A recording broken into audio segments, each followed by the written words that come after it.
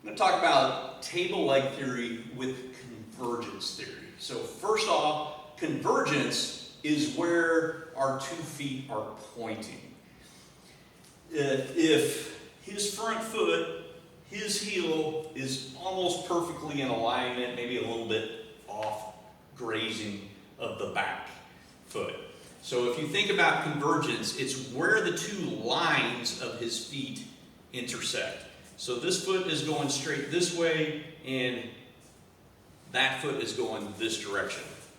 And they hit a magic point in the back, and that's where the convergence is. So if I go back to the table leg principle, he is weak back here, and he is weak up here. But he has kind of this third imaginary leg that is the convergence in the back.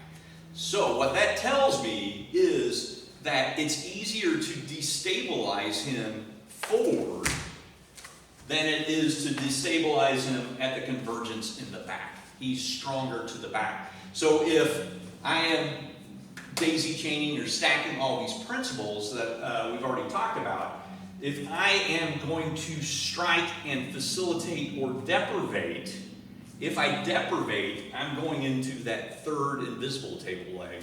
If I facilitate, I'm going to have a much better go at destabilizing him by going forward. So first strike, I'm going to deprivate into the strong point, and it hurts, but not much happens there. If I facilitate, you see his hips he's doing the hula hoop motion because he's trying to regain structure there. So that's what the convergence line is. And every stance is a little bit different. So change your back foot to about a 45. And that convergence is still basically the same, but this line has changed.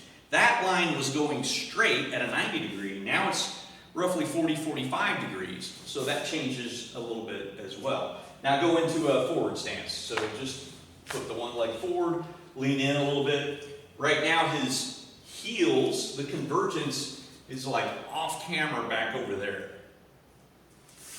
The front is still probably the better target. Now put your heels out, other way. So he has his heels out a little bit more. That changes that convergence even more. Face the camera and get in a horse stance. So right now he's got the outside of his legs are parallel. That puts his palm line about center.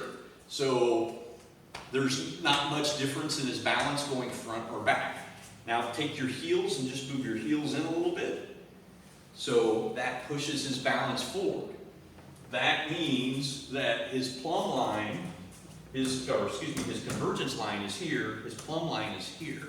So it's easier for me to make him go one direction than the other. Every single stance, depending on where the convergence is going to give you the understanding of which stance, which area is weaker, the front missing table leg or the rear missing table leg. Now go back to your back stance again. So again, this convergence is very close to this foot.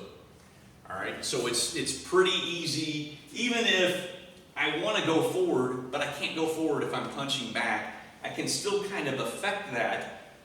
But what I have to do is go over that imaginary table leg in the back. I've got to bunny hop over it.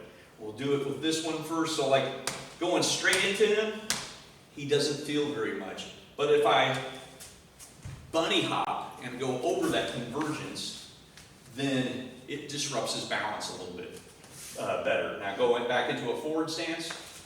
So now the convergence is way off screen. So if I go straight, he's fairly strong here. If I just do a little bit of a bunny hop, I get a little bit of motion out of him.